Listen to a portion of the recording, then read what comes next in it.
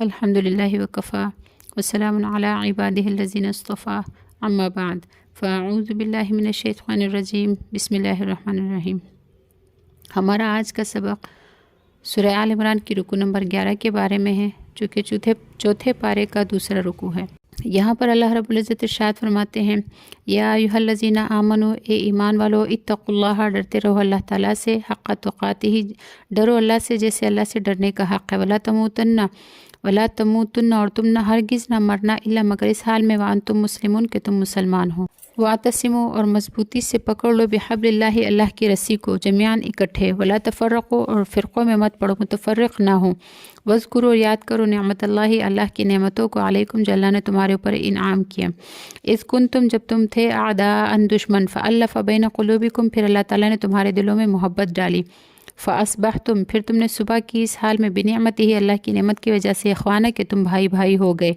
وکنتم علی شفا حفرۃ من النار، اور تم آگ کے گڑھے کے کنارے پر تھے، فانقذکم منہا، پھر اللہ تعالیٰ نے تم کو اس سے بچا دیا، کذالک، اسی طرح، یبین اللہ تعالیٰ بیان کرتا ہے، لکم، تمہارے لیے، آیاتہ، اپنی آیاتیں، لعلکم تہتدون، تاکہ تم ہدایت پر۔ یہاں پر اللہ رب العزت ارشاد فرماتے ہیں کہ ایمان والوں سے کہ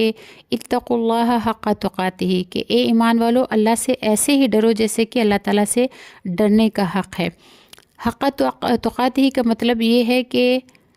اللہ کی اطاعت کی جائے اور اس کی نافرمانی نہ کی جائے، اور اسے یاد کیا جائے اور اسے بھولا نہ جائے۔ پھر آگے اللہ تعالیٰ ارشاد فرماتے ہیں کہ وَلَا تَمُوتُنَّ إِلَّا وَأَنْتُمْ مُسْلِمُونَ، اور ہرگز مت مرنا مگر اس حال میں کہ مسلمان ہو، مطلب یہ ہے کہ آخری دم تک اسلام پر قائم رہنا۔ آگے فرمایا کہ وَاعْتَصِمُوا بِحَبْلِ اللَّهِ جَمِيعًا وَلَا تَفَرَّقُوا، کہ اللہ کی رسی کو مضبوطی سے تھام لو، جو آسمان سے اللہ کی رسی کو مضبوطی سے تھام لو، اور متفرق مت ہو جانا، فرقوں میں مت پڑ جانا۔ حضرت ابو سعید خدری رضی اللہ تعالیٰ عنہ سے روایت ہے کہ نبی کریم صلی اللہ علیہ وسلم نے ارشاد فرمایا کہ اللہ کی کتاب اللہ کی رسی ہے، جو آسمان سے زمین تک پہنچی ہوئی ہے۔ ایک اور حدیث میں ہے کہ نبی کریم صلی اللہ علیہ وسلم نے ارشاد فرمایا کہ یہ قرآن اللہ کی رسی ہے، اس کا ایک سرا اللہ کے ہاتھ میں ہے اور دوسرا سرا تمہارے ہاتھوں میں ہے، تم اس کو مضبوطی سے پکڑ لو، کیونکہ اس کے پکڑنے کے بعد کبھی بھی گمراہ نہ ہوں گے۔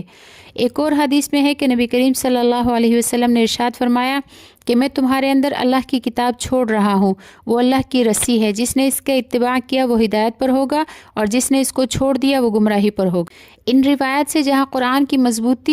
کو مضبوطی سے تھامنے کی اہمیت اور ضرورت معلوم ہوئی، وہاں یہ بھی معلوم ہوا کہ قرآن کو چھوڑ دینا گمراہی۔ پھر آگے اللہ رب العزت ارشاد فرماتے ہیں، وَاذْكُرُوا نِعْمَتَ اللَّهِ عَلَيْكُمْ إِذْ كُنْتُمْ أَعْدَاءً، کہ اللہ تعالیٰ کی نعمتوں کو یاد کرو کہ اللہ نے تم پر اپنا انعام کیا، کہ جب تم دشمن تھے اللہ تعالیٰ نے تمہارے دلوں میں محبت ڈال دی اور تم کو بھائی بھائی بنا دیا۔ آگے اللہ رب العزت ارشاد فرماتے ہیں، وَلْتَكُنْ، اور چاہیے کہ ہو، منکم، تم میں سے، امتن، ایک جماعت، یدعونا، جو دعوت دیتے ہو، الی الخیر، خیر کی طرف، یامرون بالمعروف، اور حکم کرتے ہو نیکی کے کاموں کا، وینہون عن المنکر، اور برائی سے روکتے ہو، واولئک، اور یہی لوگ ہیں، ہم المفلحون، جو پورے کامیاب ہیں۔ یہاں پر اللہ رب العزت نے حکم دیا ہے کہ ایک جماعت ایسی ہونی چاہیے جو خیر کی دعوت دیتی ہو، امر بالمعروف کرتی ہو، اور نہیں عن المنکر کرتی ہو۔ مسلمان کی اولین ذمہ داری ہے کہ وہ خود اللہ کی کتاب اور اللہ کے رسول صلی اللہ علیہ وسلم کی تعلیمات پر عمل کرے،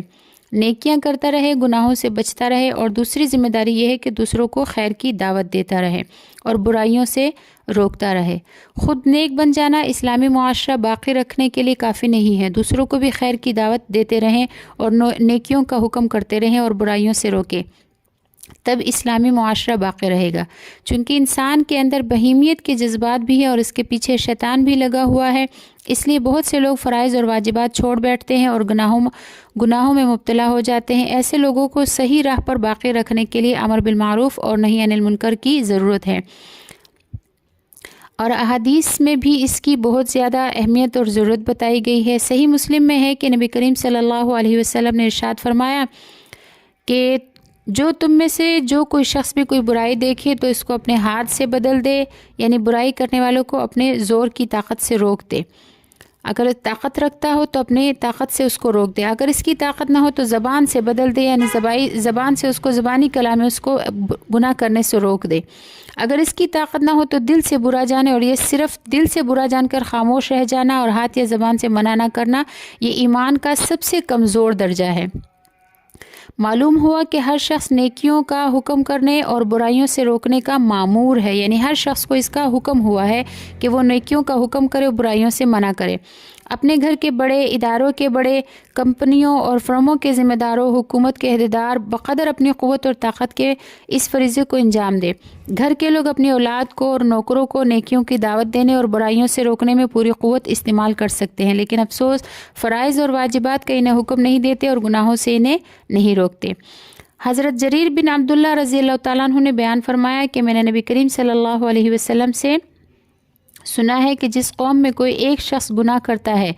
جسے روکنے پر قدرت رکھتے ہوئے وہ لوگ نہ روکے تو مرنے سے پہلے ان لوگوں پر عذاب آئے گا۔ قدرت ہوتے ہوئے امر بالمعروف نہ کرنا اور برائیوں سے نہ روکنا سخت وبال کی چیز ہے۔ اس دنیا میں عہدے اچھے لگتے ہیں، لیکن جب ان کا وبال آخرت میں سامنے آئے گا تب پچھتاوا ہوگا جس سے کچھ فائدہ نہ ہوگا۔ ہر مسلمان امر بالمعروف اور نہی عن المنکر کا پابند ہے، اور اس فریضہ کا چھوڑ دینا آخرت سے پہلے دنیا میں بھی عذاب آنے کا ذریعہ ہے۔ اگر اس فریضہ کو چھوڑ دیا جائے تو دعائیں تک قبول نہیں ہوتی۔ حضرت